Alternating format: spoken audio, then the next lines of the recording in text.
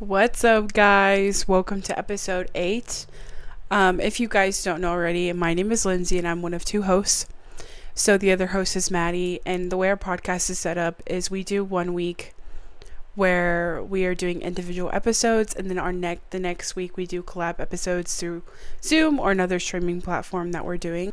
This setup is because we are currently long distance. So me and my husband are in the process of moving to Dallas. So Maddy will be in Missouri and I will be in Texas. But I'm hoping one day we can be closer and do more in-person episodes. There's your daily reminder to get your water in because your mouth is dry. Basically, for this episode, we are going to be discussing kids. This might be controversial, but I am choosing travel over kids, and here's why.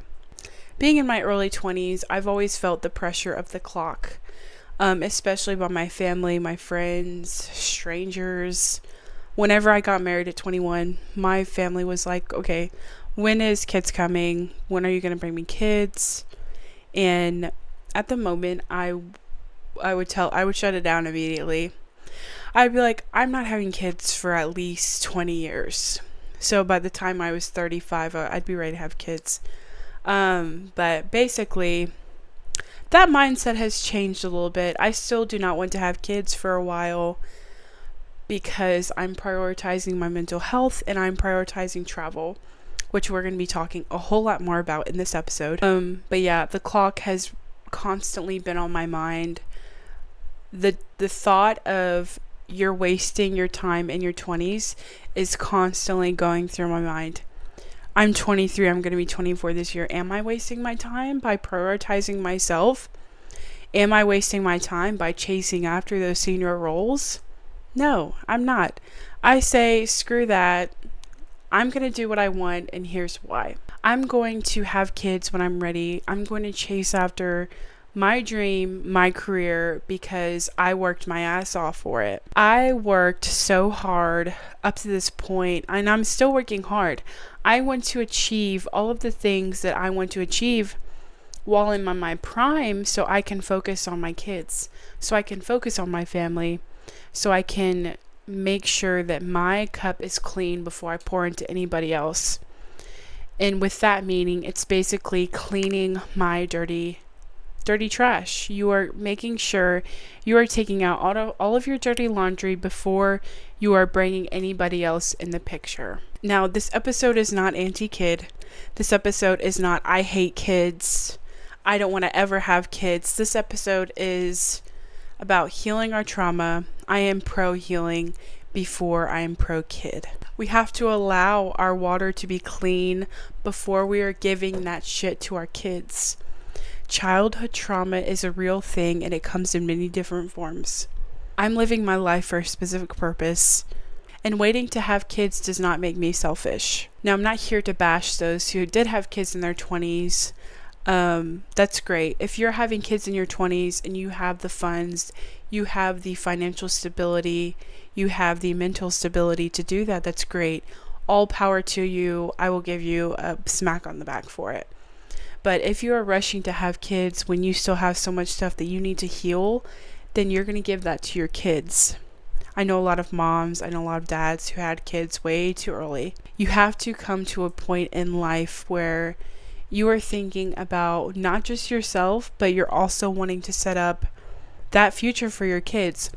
All of these things that I'm doing in my life, I'm doing for my kids in the future. I'm chasing after those senior roles so I can set my kids up for the future, so I can have a college fund for them, so I can be financially stable, so I can give them anything that they need. I am healing my inner trauma because I want to be the best mom that I can be. I want to be the best parent that I can be for my kids. These kids are vulnerable to everything you say, every move you make. They're constantly watching you. When you are watching your parent have these mental instability, when you're watching your parent go through all of these things, it can really fuck you up. But basically, it's about healing first. My motto is I'm going to heal first before I have kids. And Maddy feels the same way, which is why I'm so grateful that we have this podcast, because we both have very similar mental concepts. We both think about the same things. We're both strong on stuff. We are very stubborn. We're both very stubborn people. And we're very strong on the not having kids before we heal ourselves. And I think a lot of that is because we grew up in an unstable childhood. Like we mentioned in the last episode, our parents were still learning to parent, which is fine. Everybody is still learning to live, but our parents had kids way too soon. And that's a lot of the issues in the older generations, because it was normalized to have all of these kids early. They put their kids first before they put themselves first. And putting yourself first does not make you selfish whatsoever. Putting yourself first is making sure that your child has the best childhood that they can have. But like I said, it's about healing first. Childhood trauma comes in many different forms, and one does not make one worse than the other. Every form can screw you up in every kind of way. It can affect every aspect of your life. Whether you're an adult, whether you're a teenager, whether you're an older person, you are thinking about your childhood constantly, because that nostalgia is constantly in your mind. You're always missing the past because you're rushing. We're always rushing in life. It's like I mentioned, I always feel the pressure of the time clock because I always feel rushed. There's no point in doing that. We need to stop normalizing rushing the clock. We need to focus on staying in the present moment. But basically, growing up, I'm not going to sit here and say I had the worst childhood, but I'm also not going to sit here and say my childhood was peachy clean. I grew up in the ghetto. Looking at me, looking at my family, you would never think. But I did grow up in the ghetto. I grew up in trailer houses. I grew up in bad parts of the neighborhood. I was constantly moving throughout my whole childhood. During elementary school, I think I went to at least 6 schools. I moved to a state because my grandpa had passed, and we had moved to Wisconsin to take care of his house. So I was constantly moving. I was constantly losing friends. I felt like I was never able to fit in, and that was my biggest thing whenever I was growing up. I just couldn't fit in anywhere because we were constantly moving and no one really got to know me. I was always known in elementary school. I was always known as a weird, quiet troublemaker. In kindergarten, I went to a small hick town, at least one of my years of kindergarten. Fun fact, I failed kindergarten, so I took kindergarten twice. And here's the story for that. I had a really weird teacher. I don't remember her name, but she was a redhead. And she would bring her boyfriend in, make out with him in front of all of these 4 and 5-year-olds. And I just felt very uncomfortable. My intuition, I can picture it. My intuition at 5 or 6 years old was still there. Intuition comes at such a young age, which is why we're talking about this, because I want my kids to have that intuition. I want to give them a good childhood, but I want them to have that intuition as well. But basically, my intuition was top notch. And even before she brought her boyfriend in to make out in front of us, I knew something was not clicking. I knew I did not like her. She was very off. But basically, I was a very troubled kid in kindergarten. And I went to this school for 1 year, 2 years, because I failed kindergarten. But basically, one day in class, she had stepped out to go to the restroom, and the way our hallways are set up is we have 2 classrooms. And then here's the 2 classrooms, and then we have a bathroom in the middle of both classrooms. So she had went to the restroom, and I had slammed the door to the hallway to the restrooms, and I had locked it. So on both sides of the classroom, you were able to lock it from the inside, but you couldn't unlock it from the inside of the hallway leading to the bathrooms. So I had slammed the classroom door shut, and I had locked it, right? I had gotten all of my classmates to team up with me to lock my teacher in the bathroom. At this point, she had been so rude to me. She had been just the most traumatic kindergarten teacher. Let you not. She has been fired because of this whole situation. But basically, to up to this point, she had taken me to second year classrooms, to second grade classrooms, and basically had told me, look, you need to enjoy this while you can, because you're not going to be here in a couple years. And at that moment, it hurt me so much. It made me feel like I was a failure. It made me feel like I was slower than everybody else. I also could not do my ABCs as fast as everybody else because I stuttered a lot. I was a big stutterer in kindergarten because I was always nervous. Like, I had so much nerves. I had so much intuition. I was constantly worried about what everybody else was thinking. So I had a stutter. So I could not say my ABCs fast enough. And she was just very rude to me. She would always call me out. I was always the one being picked on in that class. So I got fed up with it. So I locked this teacher in the bathroom. I got my classmates to help me push her in the bathroom. I get it. Probably wasn't the best thing to do when I'm 5 years old, but I was a bad kid, and I was tired of being picked on, so I stood up for myself, and to this day, I would do it again. But yeah, she basically got out, and she went to the principal, and that basically failed me my first kindergarten year. And when my parents had found out all of these things that she had been doing to me, they had went to the principal, and the principal was also a corrupted person, but he basically, they had to go through the board, and she got fired as a teacher. But I still ended up having to go to kindergarten again, and my next kindergarten year was good. So yeah, that's my story of failing kindergarten. But moving on, yeah, I just grew up in a really shitty situations. I know my parents did not mean to put us in all of those situations, but if they had been putting themselves first and healing, if they had not rushed children, then I think a lot of that they could have avoided. And in our childhood, we learn about our attachment styles. Of course, those are all always changing, and Maddy talks about this in episode 6. So if you want to know more about those attachment styles, I will rewind to episode 6. She breaks it all down for you guys. But it is about breaking that cycle. Me and Maddy are strong on breaking the cycle. We're strong on ending our ancestral curses. It is our responsibility to be the parent we need for our children.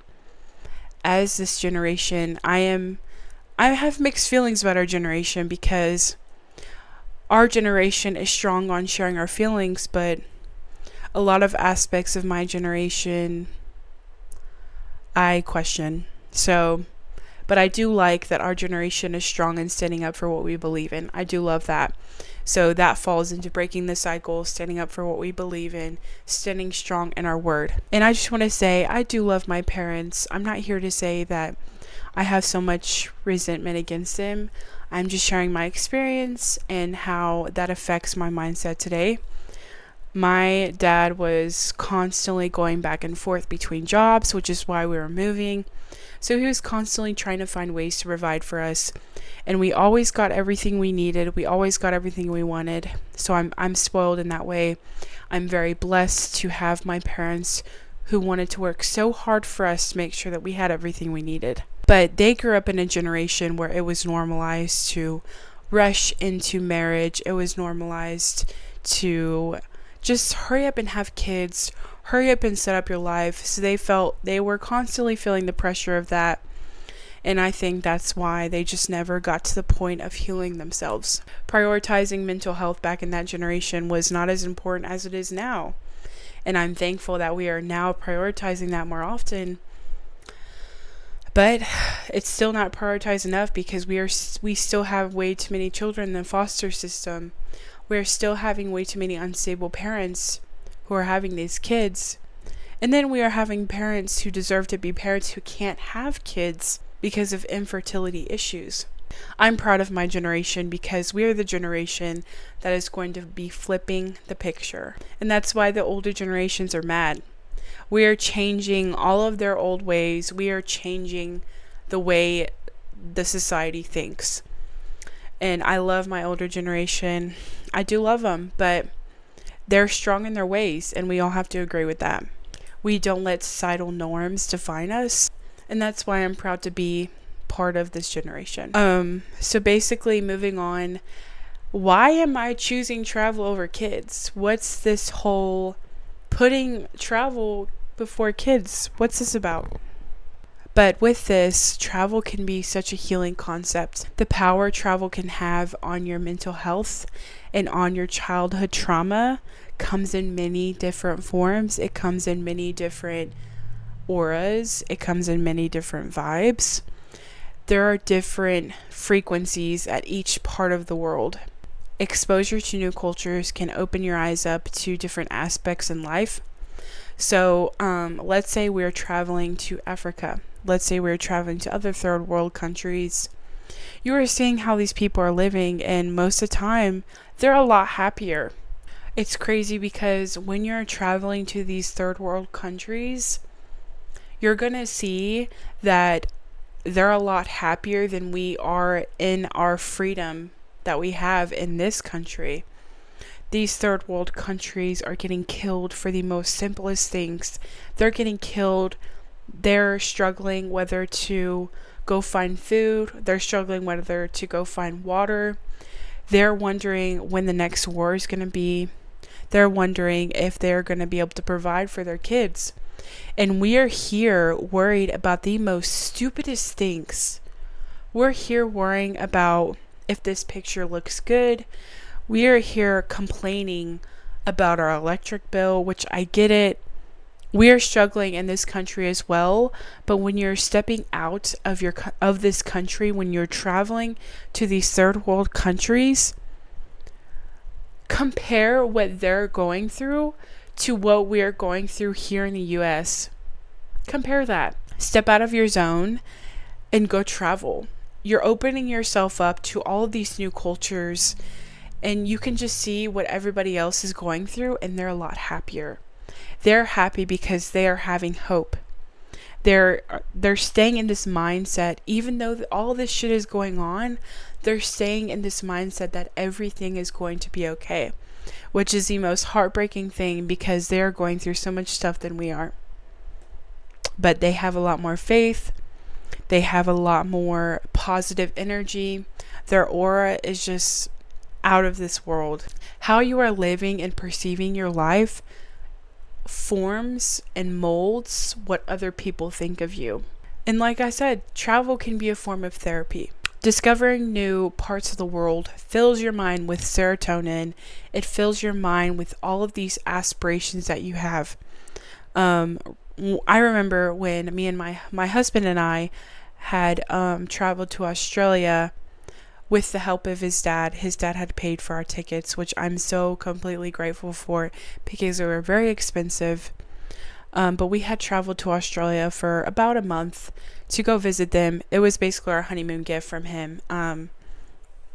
But I was seeing how Australia views their government. I was seeing how Australia views their society. And even in Australia and the US, it's still like a completely different world. In Australia, you don't see as many churches. You don't see as many judgmental people. At least the time that I was over there, everyone was very talkative. It was kind of like Southern hospitality here in the US. You can talk to anybody on the street. At least that's how I had my aspect of it. So it's just crazy how when you're going to these different parts of the world, how others are acting and how others are living their life. It's just amazing seeing these different things, which gave me so much serotonin. Like, I now have the need to go outside of the US constantly. My husband and I are planning a trip to this other country, and I don't want to give any spoilers because I know some family come on here, so I don't want to give any spoilers, but we are planning this trip to another country, and this is my dream country. I don't want to jinx anything, but we are planning to do this trip either at the end of this year or the beginning of next year. So I'm very excited about that. That just gives me something to look forward to as I'm working my butt off to obtain all these goals. To add on to that, you are building empathy for all these kinds of new people that you're meeting. You're building empathy that you wouldn't have gotten whenever you were staying in the US, whenever you're staying in that one spot. Even if you're traveling within the US, get outside of your state. Stop being such a homebody. That money is not going to go with you when you die. You're always going to make money. You are always going to have that job, but you have to enjoy the world. We cannot just be working to live. What a miserable life to live. Grind your butt off so you can get out on a week vacation. Grind it off. Do a side hustle if you have to, but hustle until you can get that trip. But the hustle is so worth it when you have a trip in mind. It also adapts you to new environments. It adapts you to new types of people. It adapts you to different types of groups. It creates new patience habits, which is crucial parenting skills. All of these aspects that travel comes with are all crucial skills that we need to have whenever we're having children. Of these skills that I just mentioned, empathy, adapting to new environments, creating new patient skills. These are all habits that you need to be having children. If you don't have one of these, or even two of these, you should not be a parent. It is crucial to have these skills before you are a parent. Plus, you are going to go enjoy the beauty of the world. There is so much out there to look at. There is so much out there to just open your mind to. Think of it like gardening. You are giving your mind water. You are giving your mind this whole new book of the world, this whole new list of concepts that you could be focusing on. You could even find inspiration within the country that you're visiting, and you might want to move there. Who knows? Moving forward, having some kind of plan is okay, and don't let anyone tell you different. Having a plan is realistic. You can't have a plan before having kids. I am an active living example of having a plan before having kids. And I am talking to you when I say, stop calling me selfish because I don't want to have kids in my 20s. Stop telling me that I cannot have a plan to have kids. I never got the point of that. I never got the point of you're never going to be ready to have kids, which there is some sort of truth to that. But hello, have you seen birth control?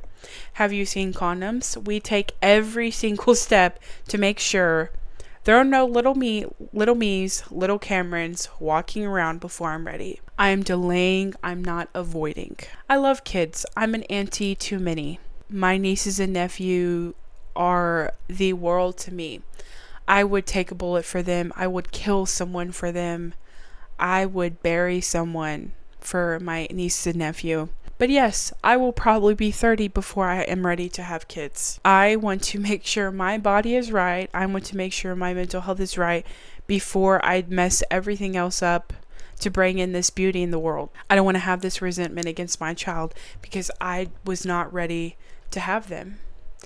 I want to be mentally ready to have this beautiful, beautiful key to success in this world. Kids can bring a whole new world into this picture, but I want to be prepared before I bring that aspect. So, my financial plan is I want to be able to pay off most of my school debt. I want to heal my inner child. I want to make sure I'm solid in my career so I can provide a better life for my children. And I want to be medicated. BFFR. We are getting medicated out here. Medicine is a strong thing, whether you believe in it or not. Medicine can be a healing thing as well. I'm leading a vision-led life. I'm manifesting a better life that my parents and ancestors were not able to achieve, that they were not given the opportunity to have. I am a walking example of breaking the cycle, getting those opportunities that they were not able to get because I want to make them proud.